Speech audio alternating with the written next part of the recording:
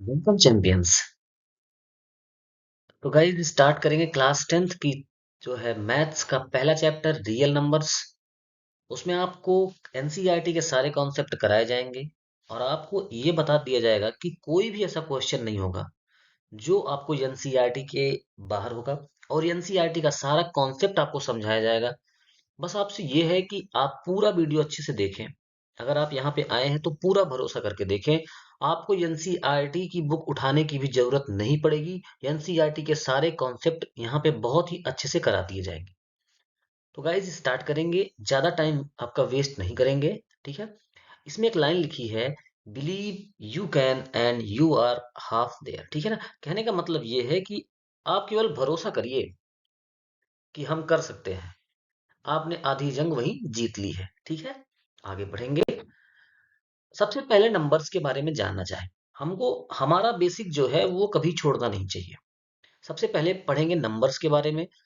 Natural number, natural number क्या होते हैं? काउंटिंग्स होती हैं, जैसे 1 2, ठीक है, 3 4, डॉट डॉट, ये हमारे नेचुरल नंबर्स होते हैं। आपको ये पता ही होगा, पिछली क्लासेस में आपने पढ़ा होगा। होल नंबर क्या होता है? अगर उसमें जीरो ऐड कर दें, ठीक है, केवल जीरो ऐड कर देंगे, बाकी सारे नेचुरल नंबर्स रहेंगे, वो क्या कहलाएंगे? होल नंबर कहलाएंगे। साथ ही साथ इंटीजर क्या होते हैं? आपको पता है, जीरो है, वन है, टू है, यानी कि ये तो है। अगर इनका निगेटिव काउंटर पार्ट, ठीक है, अगर इसको भी हम ऐड कर दें इसमें, तो ये क्या हो जाएंगे? ये हमारे इंटीजर्स कहलाएंगे। इसके बाद बात करेंगे रेशनल नंबर की। अगर इसमें आपको कोई चीज ना समझ में आई तो वीडियो को दोबारा देख लीजिएगा, क्योंकि ये बेसिक चीजें हैं, मैं ज्यादा आपका टाइम इसमें वेस्ट नहीं करना चाहता हूँ। रेशनल नंबर, रेशनल नंबर क्या होते हैं? ऐसे नंबर जिनको हम पी बाई क्यू के फॉर्म में, पी बाई क्यू का मतलब ऊपर उनका न्यूमरेटर और डिनोमिनेटर रहे, और जहां पे जो क्यू है यानी कि जो डिनोमिनेटर है ये कभी जीरो के बराबर नहीं हो सकता है। ठीक है, does not equals to zero. क्यों? पता होना चाहिए आपको। अगर कभी किसी नंबर का डिनोमिनेटर जीरो होता है तो वो डिफाइन नहीं होता है। ठीक है, ये भी एक कॉन्सेप्ट है। कभी कभी आपके भैया लोग सीनियर जो होंगे वो आपसे पूछे होंगे कि ये बताओ, चलो बताओ इसको सॉल्व करो, 3/0, ऐसे करके क्वेश्चंस देते होंगे। तो हमेशा आप उनको बताइएगा ये कभी भी डिफाइंड नहीं होते हैं। इरेशनल नंबर क्या होते हैं? पिछली क्लासेस में, क्लास 9th में हमने पढ़ा था, ऐसे नंबर जो कि एक पहले सिंपल डेफिनेशन ये है कि जिनको पी बाई क्यू के फॉर्म में ना लिख पाए वो इरेशनल नंबर है। और साथ ही साथ एक और बात ये कहलाई जाती है कि ऐसे नंबर जो कि क्या है, नॉन टर्मिनेटिंग नॉन रिकरिंग। ठीक है, नॉन टर्मिनेटिंग नॉन रिकरिंग है, वो क्या कहलाते हैं? वो आपके इरेशनल नंबर कहलाते हैं। यहां तक कोई दिक्कत नहीं होनी चाहिए। Natural number, whole number, integer, rational number और इरेशनल नंबर आपको बताएंगे कि इसके साथ ही एक और कॉन्सेप्ट आता है जो कि रियल नंबर होता है। वो क्या होता है? Real number. ठीक, रियल नंबर क्या होते हैं? अगर रेशनल और जो इरेशनल नंबर है इन दोनों को आपस में जोड़ दिया जाए तो क्या कहलाएंगे? वो रियल नंबर कहलाएंगे। ठीक है, रेशनल और इरेशनल को आपस में जोड़ देंगे तो क्या कहलाएंगे? रियल। दोस्तों यहाँ पे समझना आपको ये है कि एग्जाम में क्वेश्चंस आते हैं कि all whole numbers can be natural numbers, all integers can be whole number, ऐसे बहुत सारे क्वेश्चंस बनते होंगे। आपको एक छोटा सा कॉन्सेप्ट समझाएंगे। जो ये आपको ये व्हाइट वाला गोला दिख रहा है नीचे, इसको मान लीजिए क्या है? ये नेचुरल नंबर है। ठीक है, और ये क्या है? इसको होल नंबर मानिए। और जो ये तीसरा वाला है इसको क्या मान लीजिए? इंटीजर, जिसको हम जेड मान सकते हैं। और चौथा क्या है? इसको मान सकते हैं हम रेशनल नंबर। ठीक है, आपको एक चीज यहाँ पे दिख रही होगी, बड़ी आसानी से आप समझ पा रहे होंगे कि नेचुरल नंबर क्या है, होल नंबर के अंदर है। यानी कि सारे नेचुरल नंबर क्या है? होल नंबर है। सारे होल नंबर क्या है? इंटीजर है। और सारे इंटीजर्स क्या है? वो रियल नंबर है। तो यानी कि अगर आप अंदर से बाहर जाएंगे तो आल की कंडीशन सेटिस्फाई होगी। कोई आपसे पूछे कि all natural numbers are whole number, आप कहेंगे यस। अगर बाहर से अंदर आएंगे तो आल की कंडीशन क्या हो जाएगी? गलत हो जाएगी। यहां से आपको कॉन्सेप्ट समझ में आ गया होगा। यानी कि नेचुरल नंबर में जीरो ऐड कर दिया तो होल नंबर बन गया, होल नंबर में माइनस वाला भी पार्ट आ गया तो वो इंटीजर बन गया, और इंटीजर में अगर हम उसको पी बाई क्यू के फॉर्म में उसको हमने कर दिया तो वो रेशनल बन गया, और अगर हमने पी बाई क्यू के फॉर्म में नहीं लिख पाया, हम किसी तरीके से नहीं लिख पाए, तो वो क्या कहलाएगा, इरेशनल नंबर कहलाएगा। और साथ ही साथ आपको हमने बता दिया रियल नंबर क्या होता है। रियल नंबर भी आपको थोड़ा समझा दिया। रियल नंबर क्या था, रियल नंबर जिसमें रेशनल प्लस इरेशनल, अगर रेशनल और इरेशनल आपस में दोनों लिख दिए जाएंगे तो क्या कहलाएंगे, रियल। ठीक है, यहां तक कोई दिक्कत नहीं होगी। आगे बढ़ेंगे। अब आपका कॉन्सेप्ट है, आपकी बुक में यूक्लिड्स डिवीजन एल्गोरिथम है, उसको पढ़ाएंगे। सबसे पहले यूक्लिड ने बताया कि जो उनका डिवीजन का एल्गोरिथम है उनके हिसाब से क्या होती है बातें। उन्होंने कहा कि if it says any positive integers a, कोई पॉजिटिव इंटीजर ए होगा, can be divided by another positive integer b, अगर उसको हम किसी पॉजिटिव इंटीजर बी से डिवाइड करें, ठीक है, सच है वे किसी तरीके से, तो अगर कोई रिमाइंडर लास्ट में क्या आ जाए, आर आ जाए, ठीक है, तो क्या होता है कि that it smaller than b, तो जो रिमाइंडर आएगा वो हमेशा स्मॉलर देन डिवाइजर होगा, यानी कि बी से हमेशा ही छोटा होगा। कैसे, जैसे अगर आपको हम कभी कोई क्वेश्चन दे दें, मान लो 36 है, उसको हम 7 से डिवाइड करने को दे दें, ठीक है, 5 टाइम्स जाएगा, क्या बचेगा, एक आएगा, एक हमेशा 7 से छोटा है। मान लीजिए आपको हम 24 दे दें और यहाँ पे लिख देते हैं 7, ठीक है, 3 बार जाएगा, 3 टाइम्स, 7 3 जा 21, और यहाँ पे आएगा 3, तो 3 क्या है, हमेशा 7 से छोटा है। इस तरीके से कह सकते हैं यूक्लिड्स एल्गोरिथम कुछ नहीं है, बस इतना है कि अगर कोई पॉजिटिव इंटीजर ए है, उसको बी से डिवाइड करेंगे, मान लेते हैं अगर कोई रिमाइंडर आर आता है, तो जो आर है वो हमेशा बी से छोटा होगा, इससे ज्यादा कुछ नहीं है यूक्लिड्स डिवीजन एल्गोरिथम में। ठीक है, आपको समझ में आ गया होगा। अगर आपको लग रहा है कि कुछ तेज पढ़ाया जा रहा है, तो ये रिकॉर्डिंग वीडियो है, आप फिर से एक बार बैक करके वीडियो को देख सकते हैं, इसमें आपका कोई भी कॉन्सेप्ट में वो छूटने नहीं पाएगा। ठीक है, आप अच्छे से समझ लीजिएगा। दूसरा दूसरा इसी के साथ एक और चीज है, वो है फंडामेंटल थ्योरम ऑफ अर्थमेटिक। ठीक है, इसके बारे में अभी और अच्छे से पढ़ेंगे, लेकिन पहले समझ लेते हैं होता क्या है। फंडामेंटल थ्योरम ऑफ अर्थमेटिक, इसमें दो ही कॉन्सेप्ट है। Every composite numbers can be expressed as a product of primes in unique ways। कहने का मतलब कोई भी कंपोजिट नंबर, तो कंपोजिट नंबर क्या होते हैं सबसे पहले हम जान लेते हैं। कंपोजिट नंबर क्या होते हैं, जिसको आता है कमेंट बॉक्स में, पहले अपना वीडियो को पॉज करें और कमेंट बॉक्स में लिख के बताएं कंपोजिट नंबर क्या होते हैं। आई थिंक आपने टाइप कर दिया होगा, अब बताते हैं। कंपोजिट नंबर होते हैं वो नंबर जिनके दो से ज्यादा फैक्टर होते हैं, मोर देन टू फैक्टर्स। ऐसे नंबर जिसके दो से अधिक फैक्टर होंगे वो क्या कहलाएंगे, कंपोजिट नंबर कहलाएंगे। ठीक है, अब वो क्या है कि कोई भी कंपोजिट नंबर, मान लो 24 है, इसको हम प्राइम फैक्टर्स के मल्टीपल के फॉर्म में लिख सकते हैं, और वो भी कैसे, इन यूनिक वेज। एग्जाम में ये पॉइंट जरूर पूछा जा सकता है, अगर कोई भी एक सिंपल सा क्वेश्चन पूछा जाएगा कि every composite numbers can be expressed as a product of prime numbers in different ways, यहाँ पे लिख देगा डिफरेंट वेज, तो आप तुरंत समझ जाएंगे ये गलत लिखा है। वो क्या होगा, केवल एक ही तरीके से, हाँ ये हो सकता है, जैसे दो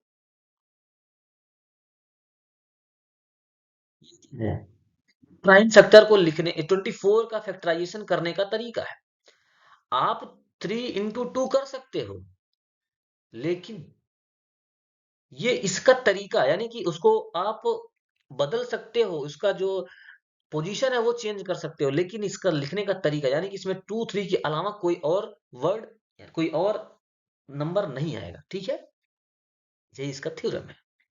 एक बार फिर से आपको बता देते हैं, लिखा every composite numbers can be expressed as a product of primes in a unique way.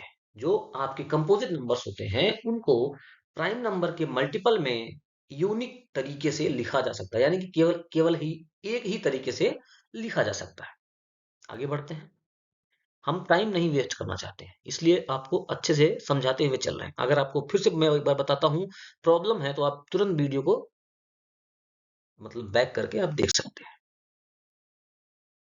NCERT का सारा कॉन्सेप्ट करा रहा हूँ, एनसीईआरटी का निचोड़ है, एनसीईआरटी से एक एक चीजें ढूंढ करके कराई जा रही हैं। आपको बुक पढ़ने की जरूरत नहीं है।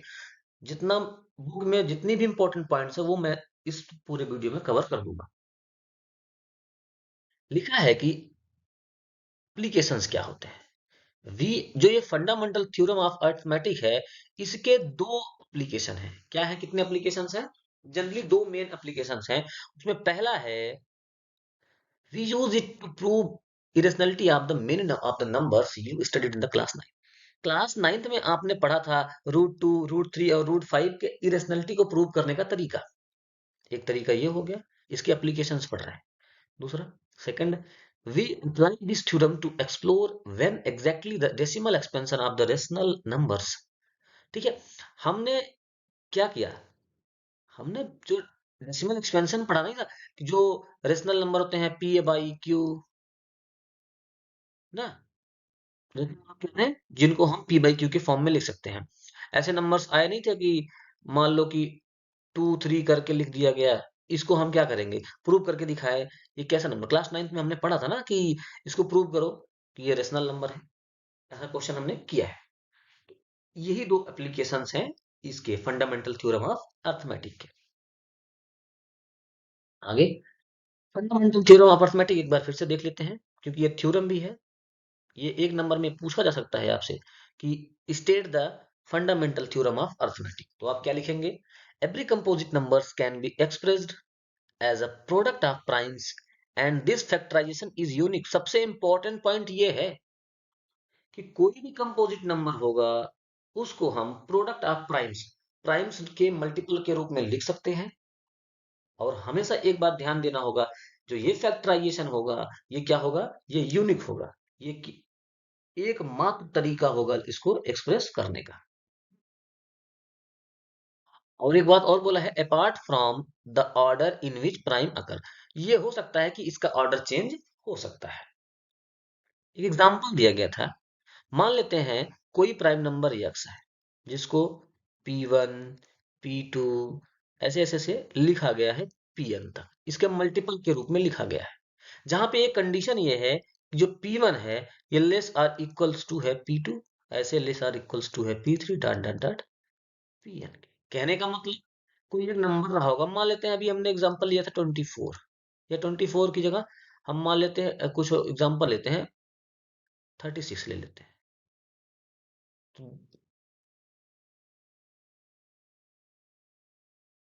को ऐसे लिख सकते हैं। ठीक है,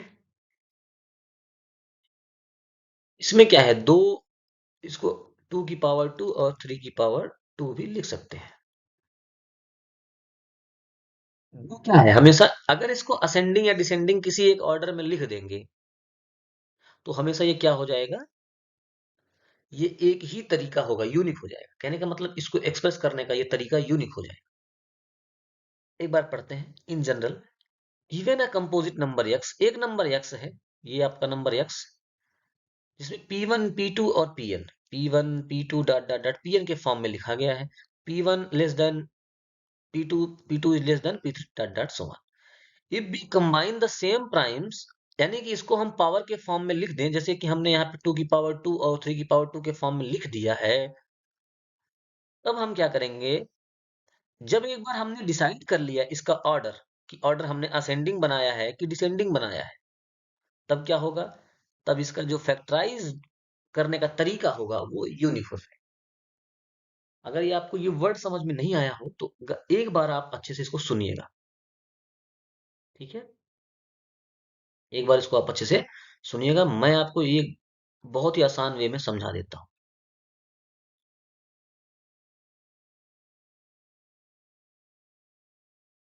आपने तो ये तो जान ही लिया कि फंडामेंटल थ्योरम ऑफ अर्थमेटिक क्या होती है, कि कभी भी कोई भी कंपोजिट नंबर होगा उसको हम किसी भी प्राइम नंबर के प्रोडक्ट के रूप में लिख सकते हैं, और वो कैसे लिख सकते हैं? यूनिक वे में। केवल एक मात्र तरीका होगा लिखने का। ठीक है। अब हम आपको बताते हैं कि जो ये लिखा गया है इसका मतलब, ये सब कोई प्राइम नंबर मान लेते हैं यक्स है, ठीक है। कोई प्राइम नंबर यक्स है, अगर इसका कोई प्राइम फैक्टराइजेशन हम कर ले, कोई नंबर है, ये कंपोजिट नंबर है, इसको हमने P1 P2 के मल्टीपल यानी कि प्राइम फैक्टराइजेशन इसका हमने कर लिया, जहां पे P1 जो है ये P2 से छोटा या बराबर है, ऐसे ही ऐसे हमने इसको अरेंज कर लिया, यानी कि हमने इसको असेंडिंग ऑर्डर में अरेंज कर लिया। जब हम इसका असेंडिंग ऑर्डर में अरेंज कर लेंगे और उसकी हम पावर कंफर्म कर देंगे, जैसे ये लिखा गया ना, अभी देखिए, मान लो 36 ही था, क्या लिखा था? 2 into 2 into 3 into 3 था। हमने क्या किया, अभी देखिएगा तो ये दो दो तीन तीन अलग अलग है, लेकिन जैसे एक बार हमें पावर एक बार कंफर्म कर लेते हैं, कर लिया पावर कंफर्म, यानी कि अब ये दो है और ये केवल तीन है, यानी कि पावर से हमको कोई मतलब नहीं है। अगर हमने इसको लिख दिया, असेंडिंग ऑर्डर में लिख दिया ना, दो और तीन, एक बार हमने डिसाइड कर लिया कि हम असेंडिंग में लिखेंगे, तो इसके अलावा कोई और तरीका नहीं होगा लिखने का, इसका मतलब बस इतना है। यानी कि अगर हम किसी भी कंपोजिट नंबर को, उसको प्राइम फैक्टर में तोड़ देते हैं, उसके बाद अगर हम उसकी जो प्राइम फैक्टर्स हैं उनकी जो पावर है हम डिसाइड कर लेते हैं, मान ले जो दो है वो तीन बार आया है तो टू की पावर थ्री हो जाएगा, थ्री अगर थ्री जो है वो फाइव टाइम्स आया तो उसकी पावर फाइव हो जाएगी। उसके बाद अगर हमने एक बार इसको अरेंज कर लिया है, उसके बाद जो होगा, उसके बाद उसको हम केवल एक ही तरीके से लिख सकते हैं। समझ में आया? आगे बढ़ते हैं, नहीं समझ में आएगा तो फिर वही फिर से देख लीजिएगा। अब हम आपको कराएंगे एग्जाम्पल नंबर वन। ठीक है। एग्जाम्पल नंबर वन कहता है, कंसीडर द नंबर्स 4 की power n where n is a natural number. n क्या है? एक नेचुरल नंबर है। Check whether there is any value for n, कि n की कोई एक ऐसी वैल्यू होगी जिसके लिए 4 की पावर n जो होगा एंड्स विद जीरो, मतलब जो 4 की पावर n होगा उसको सॉल्व करने पर उसकी जो यूनिट डिजिट आएगी वो वहां पे जीरो आना चाहिए। ठीक, देख लेते हैं कि ऐसा कभी पॉसिबल है कि नहीं। ठीक, पहले हमको हमको आप बताइएगा कि अगर 4 की पावर n, मान लेते हैं, हम मान लेते हैं कि 4 की पावर n जो है ends with जीरो, फॉर, हाँ, फॉर एनी n, किसी भी n के लिए ends with जीरो। इसको आप अपनी लैंग्वेज, अगर आपको इसको लिखना है ना तो आप एनसीईआरटी की बुक उठा करके लिख सकते हैं, बस आपको यहाँ पे समझना है, लिखना बता देंगे। अगर इसको लिखना है 4 की पावर n, किसी भी n की वैल्यू के लिए, मान लेते हैं 4 की पावर n है, n बराबर कुछ भी हो सकता है, 0 1 2, लेकिन नेचुरल नंबर तो जीरो नहीं होगा, 1 2 3 डॉट डॉट n की किसी वैल्यू के लिए अगर 4 की पावर n की जो वैल्यू आएगी वो एंड्स विथ जीरो होगी, यानी कि उनके लास्ट में क्या होगा? जीरो होगा। इसका मतलब क्या है? इसका मतलब जो ये 4 की पावर n है ये क्या होगा? इज डिविजिबल बाई 5 से डिविजिबल हो जाएगा। भाई 5, जो 5 है उसकी डिविजिबिलिटी का रूल क्या है? कि लास्ट में जीरो आया तो 5 आए, यानी कि ये नंबर 5 से डिविजिबल हो जाएगा अगर ये नंबर, इसके लास्ट में सॉल्व करने के बाद इसकी जो यूनिट डिजिट है वो जीरो होगा। इसका मतलब क्या है? या 5 से डिविजिबल हो जाएगा। यहाँ तक क्लियर है? आगे बढ़ते हैं। लेकिन 4 की पावर n है, इसको हम थोड़ा सा अच्छे से लिखें तो क्या इसको हम 2 की पावर 2 n लिख सकते हैं? तो आपको इसमें दिख रहा होगा, इसमें केवल एक ही, यानी कि जब हम 4 की पावर n का फैक्टराइजेशन करते हैं, क्या करते हैं? फैक्टराइजेशन करते हैं, हमको क्या मिलता है? हमको केवल only two as a prime number, मतलब हमको केवल एक ही प्राइम नंबर मिलता है, वो है 2, क्योंकि देखिए यहाँ पे 2 ही है। 2 के अलावा कोई भी प्राइम नंबर 3, 5 कोई भी प्राइम नंबर नहीं मिलता है। इसका मतलब इसका मतलब ये है कि ये नंबर जो होगा ये 5, इसमें 5 आएगा नहीं। इसका मतलब ये हो जाएगा एंड्स विद 0 जो लिखा है वो गलत हो जाएगा। समझ में आया? बाकी चीज़ समझिए। इसने कहा कि n किसी भी n की एक वैल्यू के लिए 4 की पावर n हमेशा क्या आना चाहिए? 0 आना चाहिए। ठीक है? n की किसी वैल्यू के लिए 4 की पावर n 0 आना चाहिए, अगर हम मान लेते हैं। हमने क्या माना? हमने माना कि 4 की पावर n जो है, मान लेते हैं 0 के बाद आ जाता है उसमें। अगर 0 आता तो क्या होना चाहिए? ये नंबर 5 से डिविजिबल होना चाहिए। जबकि हमको पता है कि इसके प्राइम फैक्टराइजेशन में जो 4 की पावर n है, 4 की पावर n है, इसका जब हमने प्राइम फैक्टराइजेशन किया, तो क्या देखा कि इसमें 2 की पावर 2n, यानी कि एक ही नंबर आया, और वो क्या है? 2 है। यानी कि एक ही प्राइम नंबर आ रहा है, इसके अलावा कोई प्राइम नंबर आ ही नहीं रहा है। इसका मतलब ये 5 से डिविजिबल होगा ही नहीं, और जब 5 से डिविजिबल नहीं होगा, इसका मतलब क्या होगा? ये होगा एंड्स विद 0 जो लिखा है कि एंड्स विद 0 है, वो वाली कंडीशन को सेटिस्फाई नहीं करेगा। ठीक है? तो आ गया। आप केवल इसको समझ लीजिए। लैंग्वेज अगर आपको चाहिए होगा ना, तो लैंग्वेज आपकी एनसीईआरटी में उपलब्ध है। समझ में आई थिंक आपको आ गया होगा।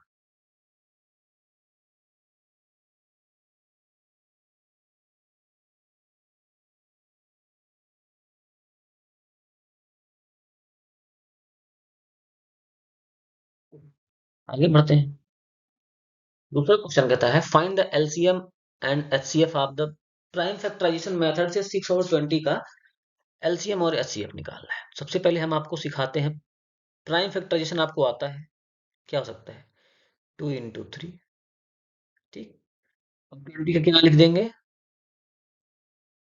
2 into 5।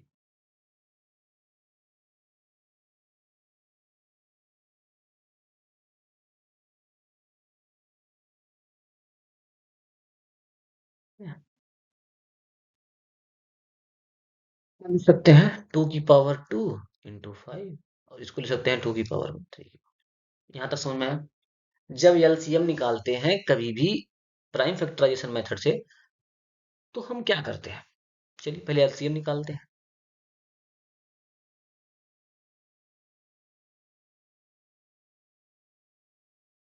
हमेशा पहले पहले कोई सा भी उठा लेते हैं, पहले पूरा, जैसे इसका मैंने पूरा लिख लिया, 2 into 3 लिख लिया। ठीक है? इसमें 2 की पावर 1 थी, यानी कि इसमें से एक 2 कट जाएगा, नहीं लिखेंगे। दूसरा 2 लिख सकते हैं, लिख लिया। 3 की पावर 1 है। ठीक है? इसमें से एक 3 कट जाएगा, इसमें है ही नहीं, कोई मतलब नहीं, इसको तो हमने लिख लिया है, बचा क्या? 5। सॉल्व कर लीजिए। 2 3 जा 6, 6 2 जा 12, 12 5 जा 60। आंसर क्या आ जाएगा? 60। समझ में आ गया? एलसीएम क्या हो जाएगा? 60। इसकी एचसीएफ की।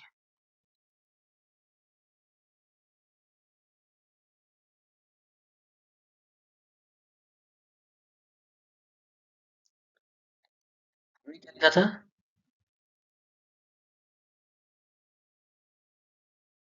ठीक है? एचसीएफ में क्या करते हैं? एचसीएफ में हाईएस्ट कॉमन फैक्टर, सबसे पहले कॉमन देखते हैं, सबसे ज्यादा कॉमन क्या है, जो दोनों में कॉमन मिल जाए। ये भी इसमें है, ये भी इसमें। इसके अलावा कुछ कॉमन है नहीं, तो इसका मतलब इसका एचसीएफ क्या हो जाएगा? जो एचसीएफ ऑफ 6 और 20 हो जाएगा, वो हो जाएगा 2। समझ में आया? ठीक है, आगे बढ़ते हैं। Find the HCF. देखिए एक बार इसको फिर से समझा देंगे, यहाँ पे आपको समझ में आ जाएगा। HCF of 96 and 404। अगर जिसको ये समझ में आने लगा है, वो अपना क्वेश्चन पॉज करके सॉल्व कर सकता है। वीडियो देखने की कोई जरूरत नहीं है। जिसको नहीं समझ में आया, वो एक बार और वीडियो देख लेगा। चलिए देखते हैं। पहले हम लिखते हैं 96। ठीक है? 96 को सॉल्व करते हैं। पहले इसका हम प्राइम फैक्टराइजेशन करते हैं।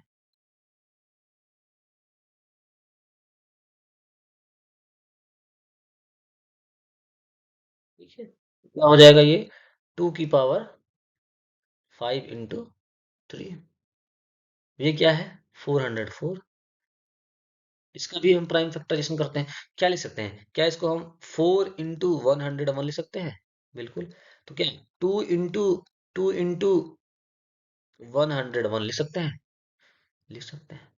तो क्या हो जाएगा? 2 की पावर 2 इंटू इंटू 101। ठीक है, एचसीएफ निकाल लेते हैं। ठीक है, एचसीएफ निकाल लेते हैं। एचसीएफ क्या होता है?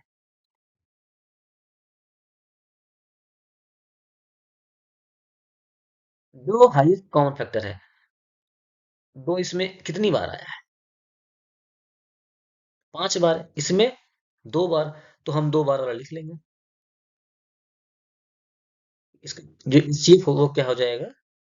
4। एचसीएफ क्या हो जाएगा? 4। हमने फार्मूला पढ़ा है। फार्मूला क्या होता है कि एलसीएम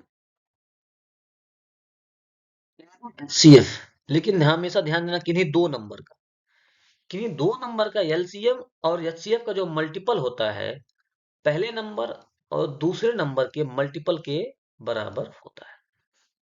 ठीक है, अगर हम पहला नंबर और दूसरे नंबर को आपस में मल्टीप्लाई कर दें और एलसीएम का मल्टीप्लाई एचसीएफ से दोनों नंबर के कर देते हैं, तो हमारा जो ये इक्वलिटी वाला सिंबल सेटिस्फाई हो जाता है। ठीक है, अब हम क्या करेंगे? यहां से हम करते हैं। पहला नंबर क्या है? 96। दूसरा नंबर क्या है? 404। ये किसके बराबर आना चाहिए? ये आना चाहिए एलसीएम इंटू एचसीएफ के। एलसीएम तो पता है, सॉरी एचसीएफ तो पता है 4, और एलसीएम नहीं पता है, तो एलसीएम यहां से निकाल लेंगे। 4 इधर जाकर डिवाइड हो जाएगा। तो ये किस क्या हो जाएगा? 101। अब इसका मल्टीप्लाई करना सिखाते हैं। पहले 96 का मल्टीप्लाई 100 में कर लेते हैं। कितना हो जाएगा? 96 100। अब 96 का मल्टीप्लाई किस में कर लेते हैं? 1 में। 96 क्या आ जाएगा? 9696। आपका आंसर आ जाएगा। आप मल्टीप्लाई करने के लिए भी मुझसे जुड़ सकते हैं, क्योंकि मल्टीप्लाई करने की आपकी अप्रोच को बदल दूंगा, ये पूरा भरोसा है। और आप वीडियो को देखिए। हो सकता है टाइपिंग में लिखने में थोड़ी सी प्रॉब्लम हो रही हो, लेकिन धीरे धीरे आपको, जब आप इस मेरे साथ जुड़ेंगे तो आपको समझ में आएगा कि आपको कॉन्सेप्ट बहुत ही अच्छा मिलेगा। आपको, ये तो मैं नहीं कहूंगा कि यूट्यूब पे कहीं नहीं मिलेगा, लेकिन ये है कि आपको कुछ ना कुछ अलग मैं देके जाऊंगा। आप बस बने रहिए हमारे साथ और थोड़ा टाइम दीजिए। कभी भी ये नहीं होना चाहिए कि भागो। थोड़ा सा रुको, समझो, उसके बाद देखा जाएगा। ठीक है, अब example HCF and LCM of the 672 and 120 और यूजिंग द प्राइम फैक्टराइजेशन। ठीक है, अब हम 3 नंबर का एलसीएम और एचसीएफ निकालना सीखेंगे। ठीक है, सबसे पहले क्या लिखेंगे? हमारा काम क्या है कि सबसे पहले हम सबका प्राइम फैक्टराइजेशन कर लेते हैं। इधर 6 लिख लेते हैं, इधर 72 लिख लेते हैं, इधर 120 लिख लेते हैं। लिख लिया, इसको लिख लिया 2 into 3। इसको क्या लिख सकते हैं? क्या होता है ये? 12 6 72 होता है ना? 6 into 12। इसको थोड़ा और ब्रेक कर लो। 2 into 3। 2 2। जब कभी हमको बड़े नंबर का प्राइम फैक्टराइजेशन करना नहीं समझ में आ रहा ना, तो आप उनको किसी किन्हीं दो नंबर के मल्टीपल में ब्रेक कर लीजिए। फिर उसके बाद उन नंबर्स को आपस में ब्रेक करते रहिए। धीरे धीरे आपकी अप्रोच आसान हो जाएगी। ठीक है, अब क्या आपको मिला? 2 की पावर 3 इंटू 3 की पावर। ठीक है,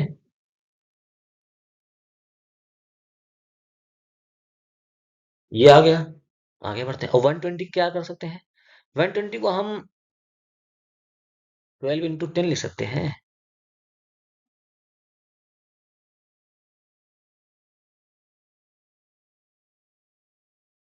कोई दिक्कत नहीं है। अभी 2 2 2 2 की पावर 3 into 3 into 5। ये हमारे पास आ गया है प्राइम फैक्टराइजेशन। एक यहाँ पे, दूसरा यहाँ पे, तीसरा यहाँ।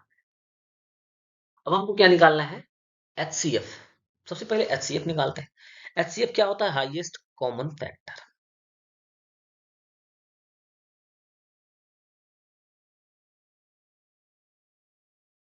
पहले चेक करते हैं कि हाईएस्ट कॉमन क्या है। देखिए 2 3 इसमें भी है, 2 3 इसमें भी है और 2 3 इसमें भी है। इसका मतलब हाईएस्ट कॉमन, क्योंकि इसकी पावर 1 1 है, इन दोनों की पावर क्या है, 1 1 ही तो है, तो मैक्सिमम कितना ले सकते हैं, 1 ही ले सकते हैं।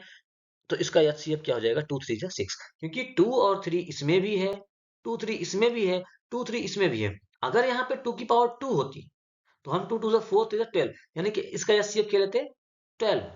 लेकिन यहाँ पे इसकी मैक्सिमम पावर 1 है, 2 की पावर 1 है, 3 की पावर 1 है, यानी कि इसका एचसीएफ 6 से ज्यादा नहीं हो सकता है। एचसीएफ 6 हो गया।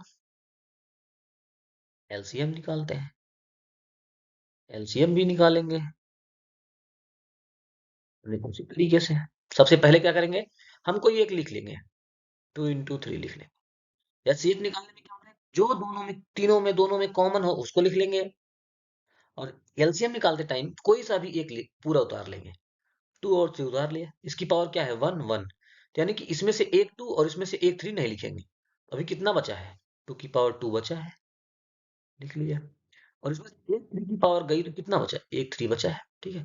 अब 2 का काम खत्म हो गया, ये वाला यार, अब ये बचा है, थ्री है। 2 की पावर 2 यहाँ पे है, 2 की पावर 1 यहाँ पे है, तो 2 की पावर 3 तो खत्म हो गया, यानी कि इसको हमने यूज कर लिया। 3 3 भी हमने यूज कर लिया। 5 5 तो यूज नहीं हुआ है, तो यहाँ पे क्या लिख देंगे, 5। तो इसका क्या हो गया, एलसीएम निकाल लेते हैं मल्टीप्लाई करके। तो 2 2 जा 4 2 जा 8 8 जा 24, 24 5 जा 120 और 123 जा 360। आप ऐसे ही मल्टीप्लाई करेंगे तो आपकी स्पीड बढ़ जाएगी, ठीक है। आगे बढ़ेंगे, यहाँ आई थिंक यहाँ पे कोई प्रॉब्लम नहीं होगी। अच्छा, आपको यहाँ पे एक बहुत ही बेहतरीन चीज दिखाई होगी। अभी हमने 2 नंबर के लिए पढ़ा कि एलसीएम इंटू एचसीएफ जो होता है, 2 नंबर के लिए जो एलसीएम इंटू जो एचसीएफ होता है, वो फर्स्ट एंड सेकंड मतलब दोनों नंबर के मल्टीपल के बराबर होता है 2 नंबर में। क्या ये 3 नंबर में फॉलो होता है, आप एक बार चेक कर लीजिए। यानी कि 6 × 72 × 120 आप करिए, इसका एलसीएम कितना आया, 360, और एचसीएफ कितना आया था, 6। क्या इसके मल्टीपल के बराबर होगा, आपको देखने में ही लग रहा है ये 7200 लग रहा है, और ये कितना है, इतना है, इसके बराबर तो नहीं है। इसका मतलब ये वाला रूल 2 नंबर पर ही लगेगा, तीसरा अगर 2 से ज्यादा हुए तो नहीं लगेगा। यहाँ पे देखिए एक रिमार्क्स भी हमने डाल दिया है कि 6 72 120 does not equals to the HCF into LCM of the 6 72 and 120। इसका मतलब अगर इसका एचसीएफ निकाले, 3 नंबर का एचसीएफ और 3 नंबर का एलसीएम निकाला जाए और उनका मल्टीप्लाई किया जाए, तो उन तीनों नंबर के मल्टीपल के बराबर नहीं होगा। इसका मतलब product of the 3 numbers is not equal to the product of their HCF and LCM. यानी कि 2 नंबर के लिए तो ये रूल सही है, लेकिन 3 नंबर के लिए ये रूल सही नहीं है। एक्सरसाइज हम सॉल्व कराएंगे, ठीक है। मैं चाहता हूं कि कल स्टार्ट करते हैं एक्सरसाइज। आज आप ये वीडियो एक बार और देख लीजिएगा, आपके सारे कॉन्सेप्ट को आसानी से समझा दिया गया है। और एक्सरसाइज को कल खत्म करके फिर आगे वाला वीडियो, अगला 1.2 बता दिया जाए।